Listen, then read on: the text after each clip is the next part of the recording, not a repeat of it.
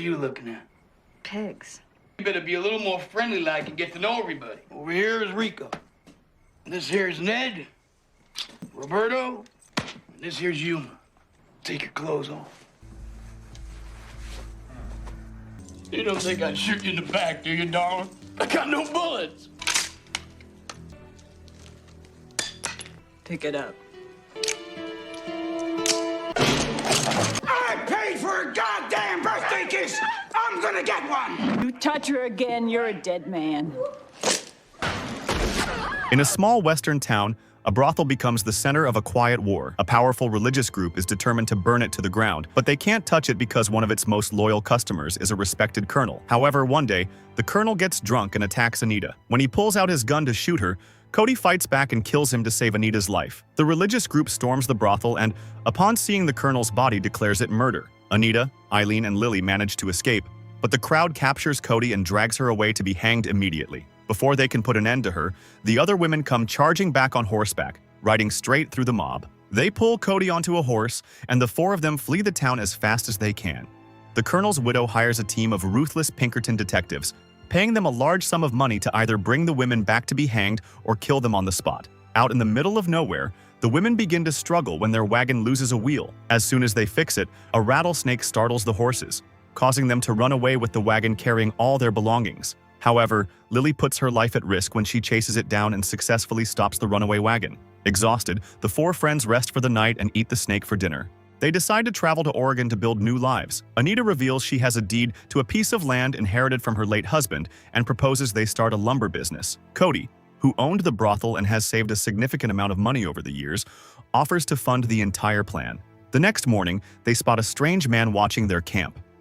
Cody immediately holds him at gunpoint. The man, who calls himself McCoy, claims he is merely a prospector. He warns them that they are wanted women and that the Pinkertons are already on their trail. He offers to ride with them for protection, but a distrustful Cody refuses and sends him away. The group leaves at once for Texas, where Cody's savings are held in a bank. She manages to acquire respectable new clothes to avoid drawing attention. While Cody is inside the bank meeting with the manager to withdraw her money, Lily sees the Pinkerton detectives arriving in town. She rushes to warn Cody, but the Pinkertons find them and make an arrest. As the detectives lead the women out of the manager's office, they walk into a nightmare. The bank is being robbed. The robber is Kid Jarrett, a dangerous outlaw and Cody's former lover. Kid forces the manager to give Cody her money, but after cleaning out the bank's vault, he betrays her. As they flee amid a hail of gunfire, Kid snatches Cody's money and tells her she will have to find him if she wants it back. During the frantic escape, Eileen's horse spooks. Unable to mount the animal, she is separated from the group and quickly captured for the bank robbery. The local sheriff, needing to join the group chasing Kid Jarrett, leaves Eileen in the custody of a rancher named William, deputizing him to guard her. Locked in a jail cell, the clever Eileen begins to charm William.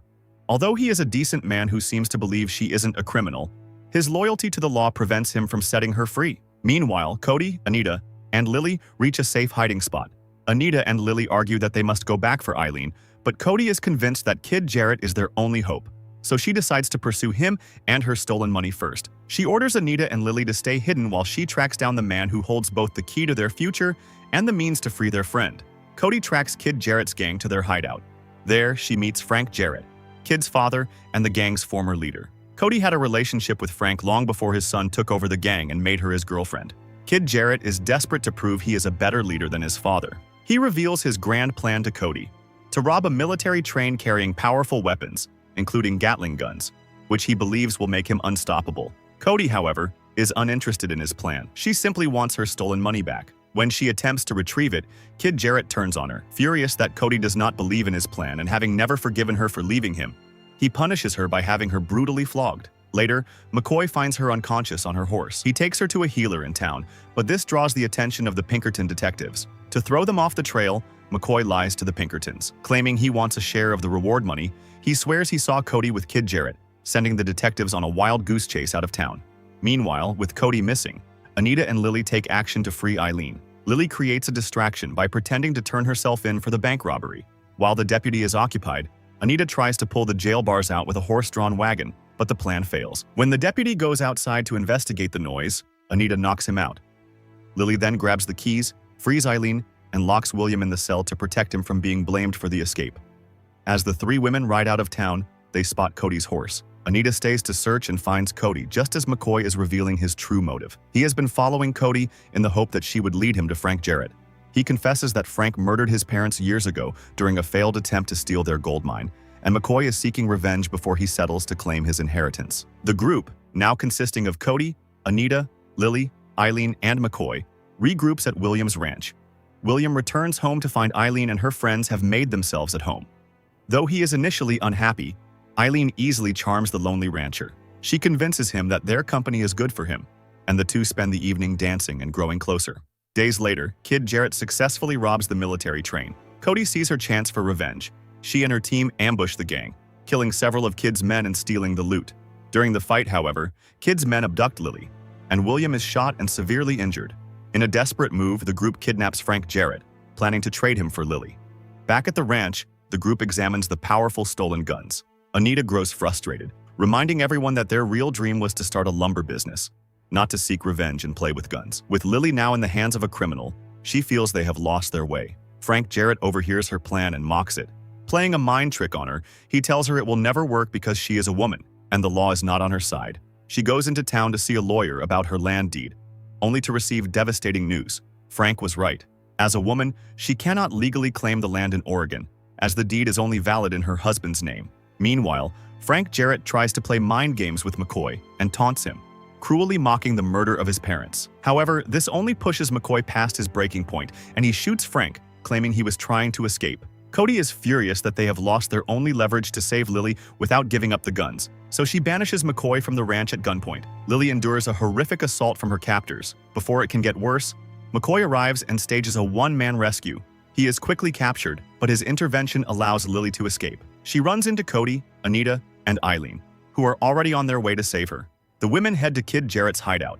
Cody informs Kid that his father is dead and offers the stolen loot in exchange for McCoy, who has been flogged and tortured. Kid, indifferent to his father's death, agrees to the trade. However, as soon as he has the loot, he betrays them and shoots McCoy. He then throws Cody's stolen money at her and orders her to leave. As the women retreat with the cash, one of Lily's attackers shouts a taunt. Lily spins around and shoots him dead, sparking a massive shootout. One by one, the women expertly take down Kid's entire gang.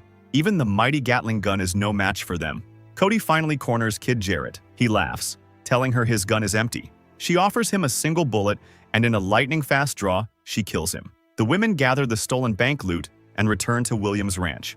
In the days that follow, Eileen receives her share of the money and marries William. Cody, Anita, and Lily, their Oregon dream shattered, decide to head west to seek their fortune in the Klondike Gold Rush of 1896. As they ride out on the trail, they pass the Pinkerton detectives, who are riding in the opposite direction and do not even notice them. The women ride on, finally free and ready to forge their own destiny.